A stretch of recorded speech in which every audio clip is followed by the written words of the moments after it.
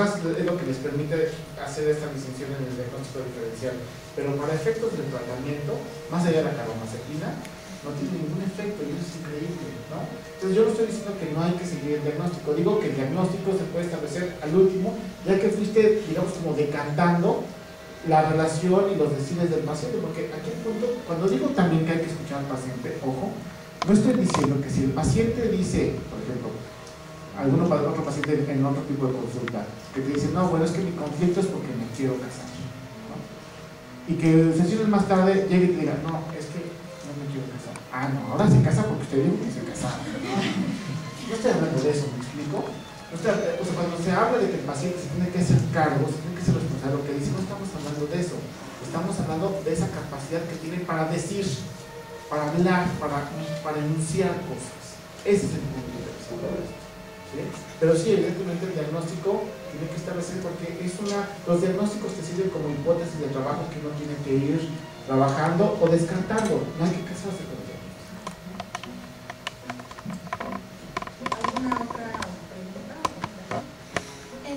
Una pregunta, entonces usted está diciendo que para cualquier trastorno mental es recomendable que no nada más sea atendido por un psiquiatra como normalmente se piensa, sino por un psicólogo también para dar un mejor diagnóstico, ya que el psiquiatra, aunque sepa dar terapia, no puede hacerlo también como un psicólogo, y para que haya un diagnóstico más correcto y un mejor tratamiento para el paciente es necesario que estén los dos.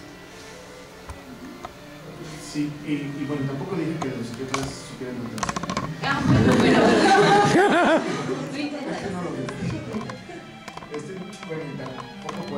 yo lo que he visto es que se han ido metiendo en un terreno que están como limitando el trabajo de los psicólogos, que ahí es donde tenemos que poner, más que lo que los psiquiatras están haciendo o no, creo que el acento lo tenemos que poner en lo que los psicólogos están dejando de hacer.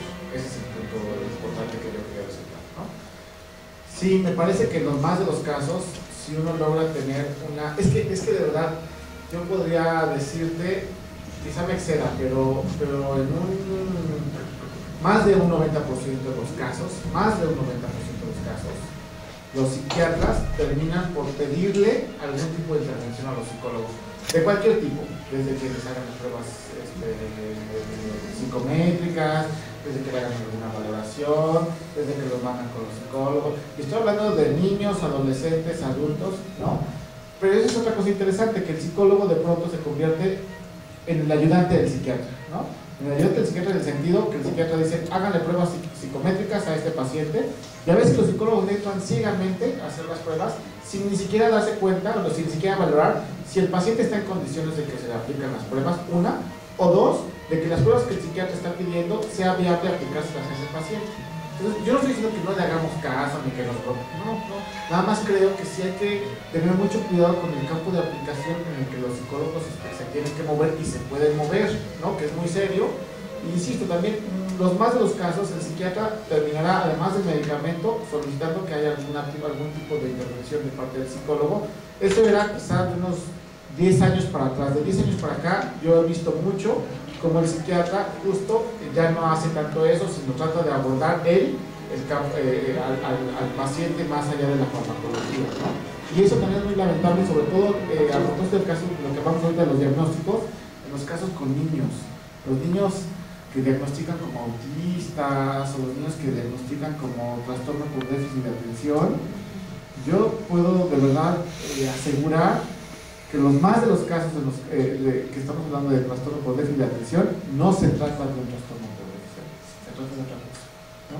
Hay broncas en que la mamá tiene una tolerancia nula para el niño, de que la escuela tiene una tolerancia nula para el niño, de que hay una mamá por ahí que es intolerante y que el niño le pegó a su hijo y entonces está haciendo un escandalazo en la escuela y el niño está... O sea, hay 20.000 cosas, pero los más de los casos no se trata de un trastorno por déficit de atención, o de los autistas que ahora también están como recobrando otra vez cierta fuerza los diagnósticos de autismo. Aguas, hay que tener mucho cuidado. Sí, ahorita que hablas de eso me parece que sí, eso es muy duda. Me parece que la psicología de un tiempo para acá se ha ha como intentado fusionar mucho con la psiquiatría, ha retomado muchos elementos de que la psiquiatría ha propuesto. Se sigue, a mí me parece algo como que yo no entiendo mucho, el por qué un psicólogo como que usa el DSM-4 cuando el DSM-4 pues, normalmente es como para meditar. Yo no le veo con mucho sentido a que un psicólogo tenga como use esta herramienta, pero bueno, se usa, se enseña y se sigue reproduciendo con esta lógica de que hay que usarlo y que esa es como la forma. Y me parece que también el psicoanálisis últimamente ha estado como muy tendiente a intentar integrar cuestiones psiquiátricas al psicoanálisis. Encontramos elementos como este de los trastornos border, encontramos como muchas de estas cosas que entran más del lado psiquiátrico, más de la perspectiva psiquiátrica, y aún mismo dentro del psicoanálisis lacaniano, freudiano, hay sujetos que ubican como más bien desde fórmulas como que el psicótico no simboliza, entonces no hay nada que hacer desde el psicoanálisis, eso es psiquiátrico, el psicótico no encadena nada a nivel significante, entonces no hay que escucharlo, más bien pues, eso tiene que ver con la psiquiatría. Me parece que muchos psicoanalistas aún mismo tienden como a descartar pacientes psicóticos porque ellos ubican que la única forma de tratarlos es psiquiátricamente, médicamente, y creo que no, como tú mismo muestras, creo que solo los que nos hemos como acercado a esta experiencia de estar con pacientes psicóticos podemos ver que hay como muchas posibilidades de uso, si no sea el medicamento, no sea el diagnóstico, y se deje de lado el sujeto como tal, este sujeto que se denuncia por su discurso. Mira, creo que es desde la formación, sobre todo en el lugar donde estamos ahora, sí resulta importante conocer los manuales diagnósticos. Me parece que es a partir de que los conoces, de que los manejas seriamente, es que podrías determinar si son útiles o no en ciertos casos. También parecería un riesgo, y no es lo que yo quiero plantear, que no se utilicen o que no se vean los manuales diagnósticos, ¿no? Efectivamente, los manuales diagnósticos han surgido más del campo de la psiquiatría, ¿no?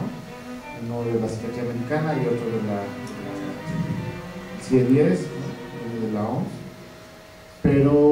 Pero aquí lo más importante, como decía, no es lo que otros están haciendo, sino lo que uno está dejando de hacer.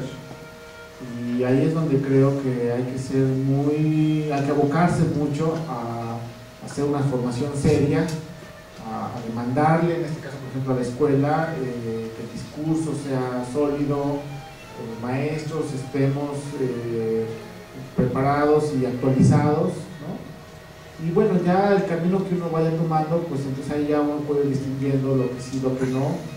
Efectivamente también el psicoanálisis, bueno, Freud no trabaja, el caso que trabaja, que es el caso Schreber, es un caso que él no trabaja directamente, lo sabemos, ¿no? Los casos que Lacan trabaja, sí son casos que él atiende directamente, y bueno, sí hay discursos de parte dentro del campo del psicoanálisis, incluso hay discursos que uno puede distinguir o uno podría ubicar como disímbolos, ¿no? Lo importante me parece que es meterte en el terreno que te interese y seriamente formarte, pero también creo que si te metes en un terreno, la pelea que puedes tener con el terreno distinto no es para desautorizarlo, es incluso para conocerlo y saber que estás confirmando el camino por el que te estás moviendo, ¿no? Entonces, yo tampoco creo que para hablar de que los manuales diagnósticos no es lo mejor, pues me parece que antes primero sería bueno conocerlos y darte cuenta por qué el DSM-4 no es tan funcional o no es tan lo óptimo o es cuadrado o lo que uno quiera decir, ¿no?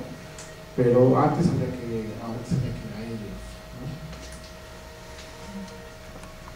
Bueno, también es un hecho que la psicología y la psiquiatría no deben estar peleadas. Yo creo que una es apoyo de la otra y tanto nosotros estamos como psiquiatras como ellos de nosotros. Y bueno, ni los psicólogos ni los psiquiatras sabemos cómo curar la esquizofrenia. esquizofrenia